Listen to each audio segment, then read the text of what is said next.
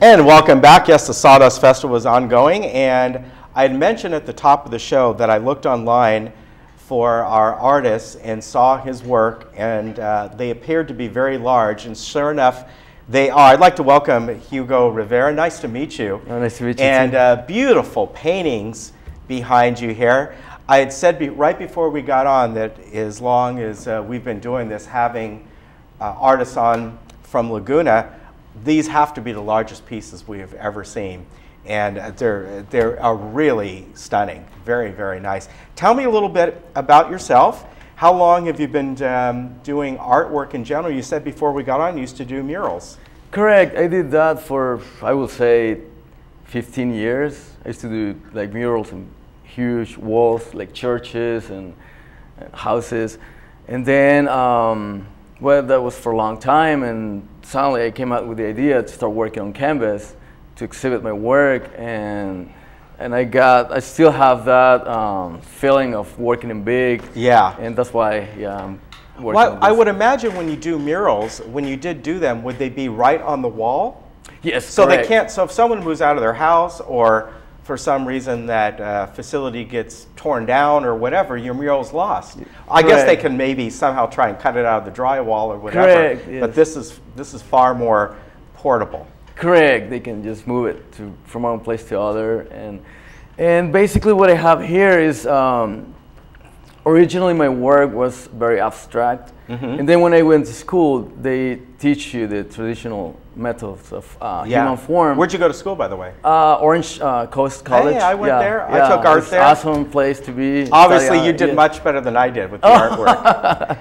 Yes, and then I fused my abstract with the traditional methods of the human form, and I came out with these styles, which is something that I really love. So when you went to Orange Coast, did you start from the beginning? In other words, they do have you do the grayscale values and all that stuff. Yes. It seems tedious at the time. Yes. But you're forming that basic, it's like a recipe, and you're forming that basis of art and color theory and light to dark values and all that. Now from what I read, you work in acrylics mainly, am I right? Acrylic on canvas, yes. Okay. Acrylics have the tendency to dry out very quickly as you're using them. So you must use a retarder or something. No. Really? Actually, I take advantage of that because when it dries fast, it allows me to create more layers quickly and make the work more spontaneous.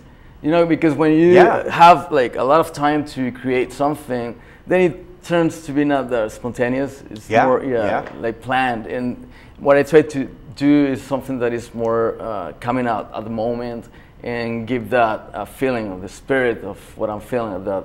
Yeah, I can see that. Yeah, I really can. That's something that I could never do. I have to plan ahead. I have to think, and I think that's why I could never do anything like this. And it's beautiful. Now, there's a lot of paint on this canvas, and I seem to recall I used to work in an art store, and those little jars of acrylic paints, they're usually about this big, or of course the tubes. Oh, yes. Yeah, it is. Is that what you're using, or are you using acrylics that you'd find at Home Depot or something like that? Big cans of paint. Yeah, I use this.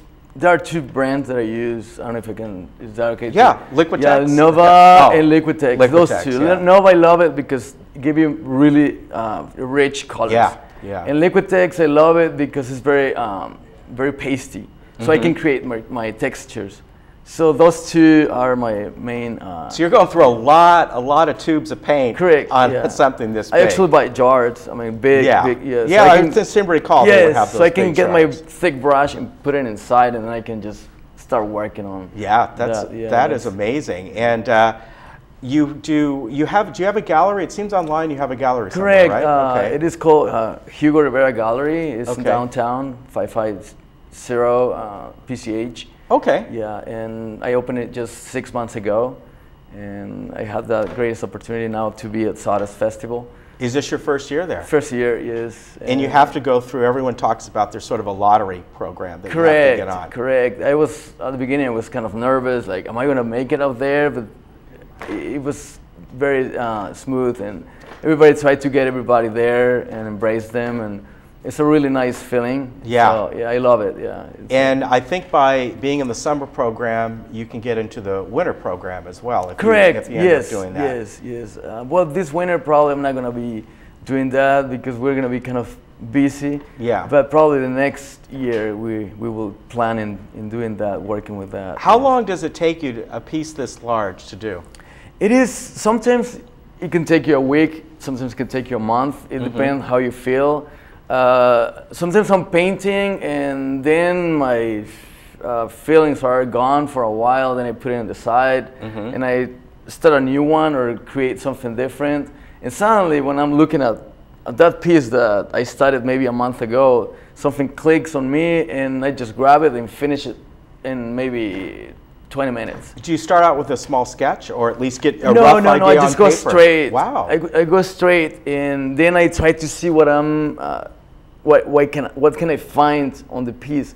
And then suddenly that is bringing me more ideas. Sometimes I start with some idea and I ended up with something completely different. Okay. Now the two subjects you have here, is this a famous person or someone you know? Well, my beautiful wife. She's off camera here taking photos. Yes, she really helped me so much. Also, when I was at school, I had so many, I have tons of sketchbooks. Yeah. And then from there, I really get a lot of references. And also I have some models that help me. Okay. Your wife modeled for you? Well, she helped me with some gestures. Okay. Yeah, and when I need something that I cannot really create, then she comes and sits down. Now, I notice in both these, I don't know if we can see it on camera, but there is some cursive writing in there. Does that say a message, or what's the significance of that? It is very interesting when I'm painting. There is a feeling that comes to me, and when you get that moment, right, of painting,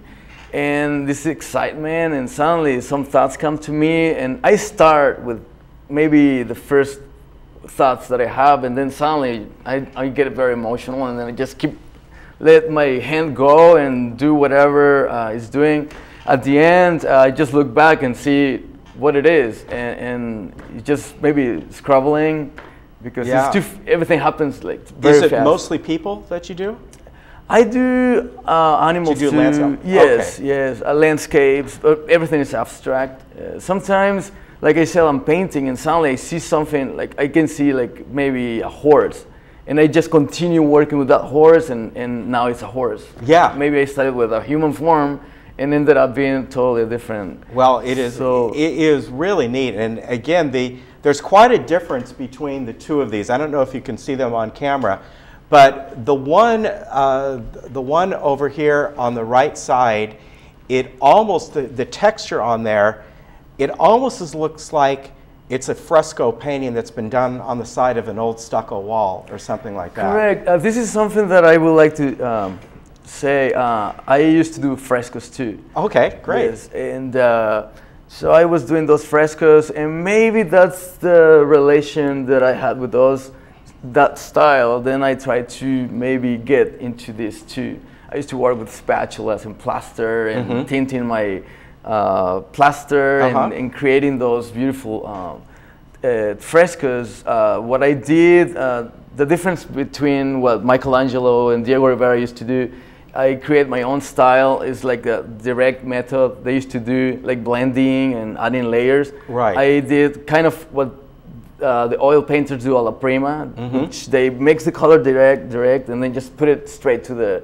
You put it on like with a palette knife. Yes, with the palette, but the color is already mixed, and then you don't have to create those layers till you form whatever you are trying to portray. And it's just a direct method, and that's how it works. So well, this is wonderful, and you know those booths are pretty small down there. How many paintings are you working at? And you can fit in a few paintings, I would imagine, but not a lot. Yes, my booth is very small because I'm new and there's a lottery, right? So I put like 6 pieces right there. Okay. Yeah. You do some work while you're down there as well? I do. I cannot do it right there because the booth is very small, but I teach class right there to kids. Most of them are kids. Great. Yeah, it's very amazing. I love it. Yeah, I love to work with those little kids. That's really nice. I like that you kind of give back that way. And that's what's so good about the Sawdust Festival. They do a lot of programs for kids. The information's on the screen there. They're open 10 through 10 daily all the way through. I think it's September 1st. Yeah, September 1st. And you can see the ticket prices there.